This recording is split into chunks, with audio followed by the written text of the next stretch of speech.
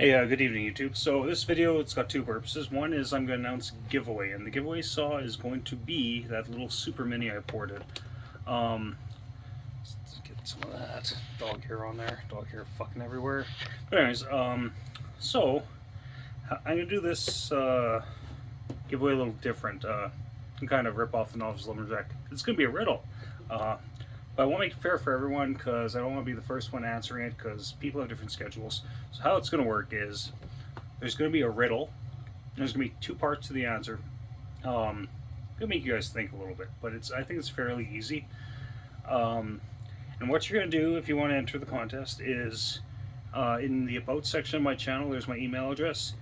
Send me an email, have your YouTube username and your answers. If you don't feel comfortable like that, I'm sorry, but that's the way we're doing this. And then I'll pick an answer and I'll post a video of me announcing the winner, me standing on or near the Golden Gate Bridge. Yeah, on the 15th I'll post that video. So the contest will open up as soon as this video is published, and it's gonna stop at let's say midnight Pacific Standard Time. I'm in Mountain Standard Time, but it's going to be Pacific Standard Time because I'll be in the Golden Gate Bridge area. Anyways, so what this video is really about, well, the other issue we're dealing with here is, okay, sorry, my tripod's really fucked up. Okay, we got the old Radley chainsaw.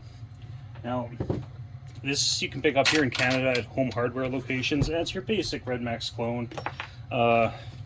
45mm bore and 32mm stroke, which makes it to pi r squared times height divided by 1000 equals 49.3 cc's, just like a Red Max should be. Anyways, the point of this video is I was talking with Chris from the Indie Woods, and he has one of these too. Because here in Canada, like I said, you don't have to buy them online. Just go to your local home hardware. We don't have one in Edmonton. I have to go to Sherwood Park to buy this. And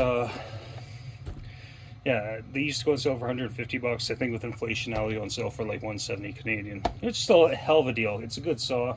It came with a semi chisel chain. Right now on here I got full chisel. That was actually from the Sup Mix. But me and Chris were talking because this has the crappy air filter setup a lot of these have. This little guy right here.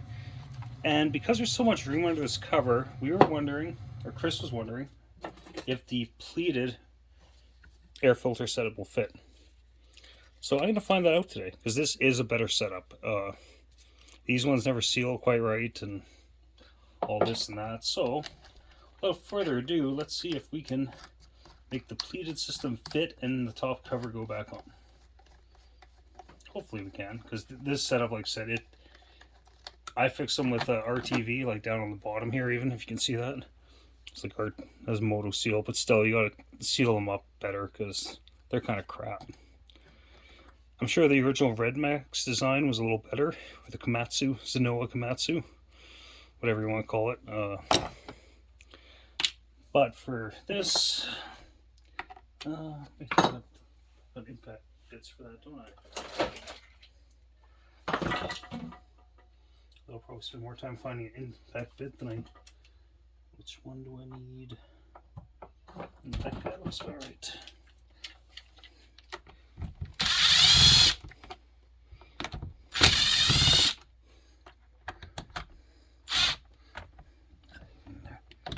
Damn it. It almost worked. It worked a bit. It's the old Allen key, so yeah. How's everyone been? Sorry, I'm just gonna ramble while I'm doing this. I'm not gonna stop the video. Make it a long video. Make people watch to get the riddle. Ha ha ha. That's a really easy riddle. It's actually been warm here in Edmonton. It's been about freezing every day. Nice and warm, which I like. Things are melting. It's exposing all the dog crap that I missed earlier in the year. Okay, so just gotta take that out, and the spark plug has to come out on these things. And we have a scrunch. I'm just gonna pause you guys for a second here. Do you ever get that when you got like a dozen of these wrenches around but you can never find one? There's probably one on this bench or somewhere. It's so flipping messy. When I'm back from San Francisco, I'm gonna give this a good clean. Spark plug looks okay. Yeah, loosen that guy a little better. So I think these Chinese saws, these top covers never want to go back on nicely. Not a single one of them. Okay, so that's out of the way. So taking these apart, I mean, it can't be any easier. These are all bolted through with long bolts all the way to the intake manifold. And those are... sometimes these Chinese saws can be a crapshoot with what kind of fasteners it's going to need. This apparently needs a Phillips. Usually the bolt heads on these are the same as the bolt heads for the case cover. But try to keep you guys in view so you can see what I'm doing. Yeah, just take out those bolts. Just hold the carburetor so nothing unhooks. That guy's still tight.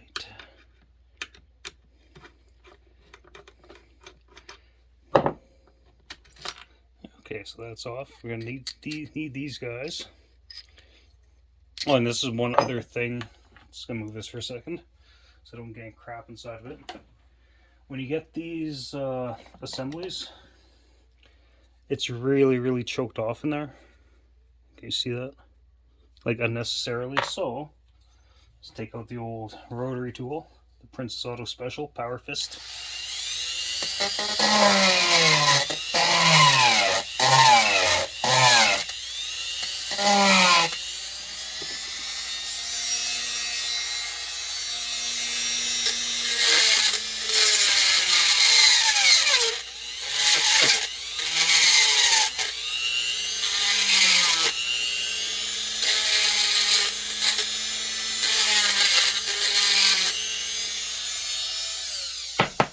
Okay, so that is that. Oh yeah, I forgot the Radley spews oil like crazy. Happens to a lot of these saws. Oddly enough, the submix does not. Okay. So grab these two screws. Bada bing, bada boom.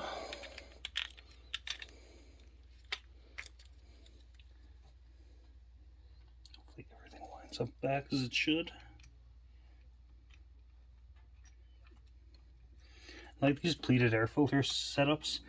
I'm sure they have them on Amazon too, but I just get them from AliExpress. I think for the entire assembly, I usually pay like $3 shipped to my door. They're like almost free, as I would say in Mexico.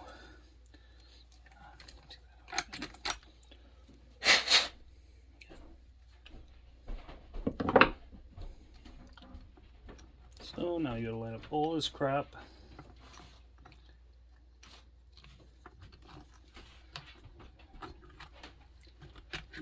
There we go. Just tighten these two screws back up.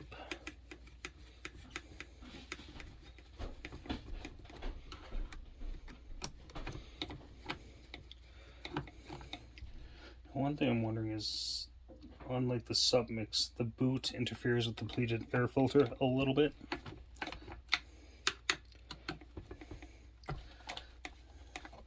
Hopefully this works, so I don't take it all back apart after, but guess we shall find out.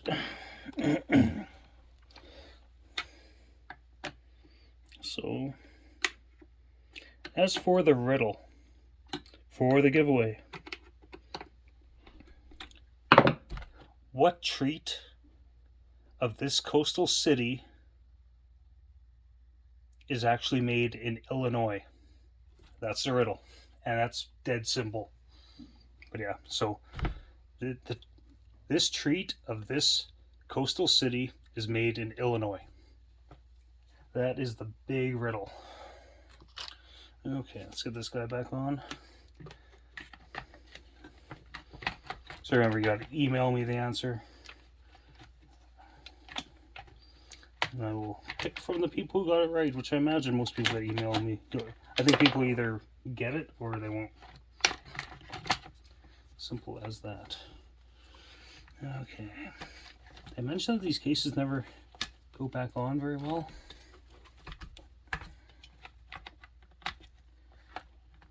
Oh yeah, that should be on the other side of that. That's why. I think. Oh, motherfucker. What is the dealio? Let's actually go back through there, I think.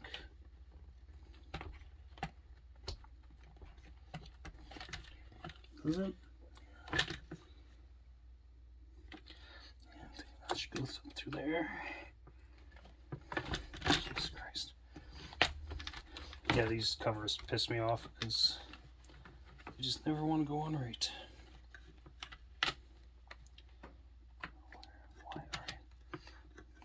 I just pause you guys for a second before I swear too much. Okay, so it's going better now. Just like I said, these things can be a bear just to get everything to line up and get where it should be. And I don't know why. A simple piece of plastic. And on the Radley, this actually feels like pretty good quality plastic compared to the Submix. And the Force King, aka the Beijing Banshee. This one even says 50 to 1 right on it. Which I don't run 50 to 1 on anything, I always go 40 to 1 red armor. That's my poison of choice for chainsaws. Okay. So, we got, make sure that works.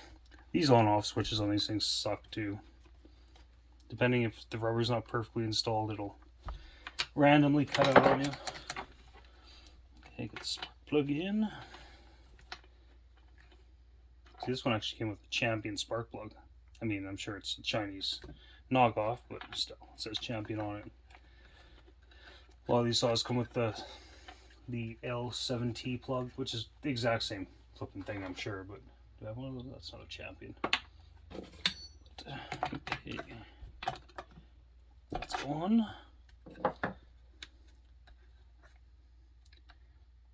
Spark plug boot on. I don't think this is going to interfere at all, actually. Huh. So air filter. It's pushing against the boot a little bit. You can see that, but not as bad as the Submix, that's for sure. Okay, and then got the top piece.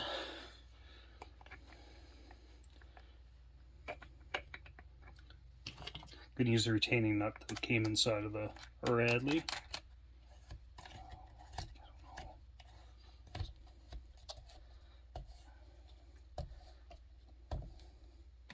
I don't know if that top cover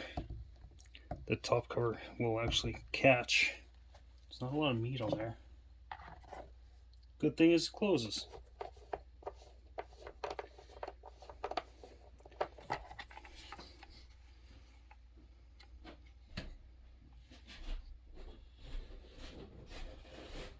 I have to modify that a bit.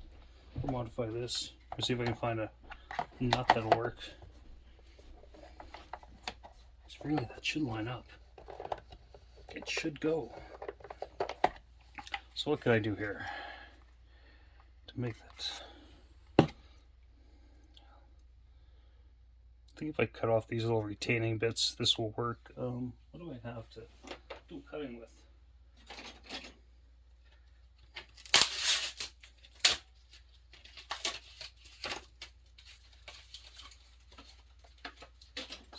Coping saw.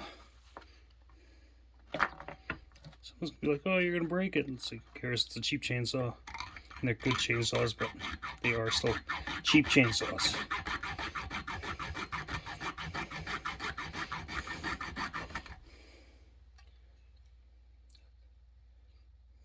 Let's pause you guys while I do this. Okay, well, I'll show you guys what's what. So, I did a little stuff off camera. I took the retaining things off so you could potentially lose that, but it actually doesn't matter because one thing this air filter, look at that, that's off center. I guess it's off center there too, but anyways, put this on and see that I tried reaming that out a bit, but it's also the stud's not long enough. So what am I gonna do? I'm gonna leave the pleated air filter in there.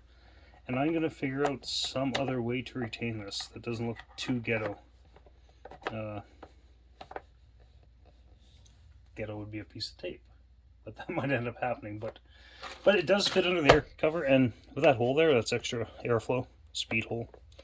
I can turn this back to the way it was still, but I think I want to keep that set up in there because it fits nicely under the cover. I just got to figure out some other way to retain this. Too bad I couldn't put those like the Husqvarna style clips on there, but we'll see. I'll figure something out. Probably won't be till I'm back from my vacation in California. But yeah, yeah. But yeah, Chris, this is the answer. It will fit. You just got to figure out if you have an idea, Chris, on how to retain this. I'm all ears because it's staying this way now. Anyways, take it easy, everyone. Have a good week.